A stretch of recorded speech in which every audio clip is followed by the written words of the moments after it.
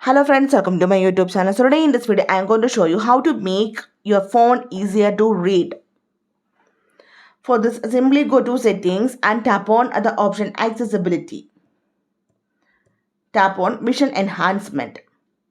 Then here you can see the option high contrast fonts. The first one. Turn on this option. And if you scroll down, here you can see the option magnification. First of all, turn on this magnification. Now the magnification shortcut is applied on this accessibility button. If you tap on this one, you can read this one. Okay, and go back. Here you can see the option screen zoom. Then here you can see the slider to adjust the screen zoom. You can see. Right?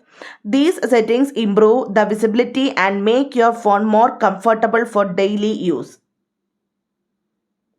So simply in this way, we can make your phone easier to read. So hope you guys enjoy this video. Thank you for watching. Thank you. Bye-bye.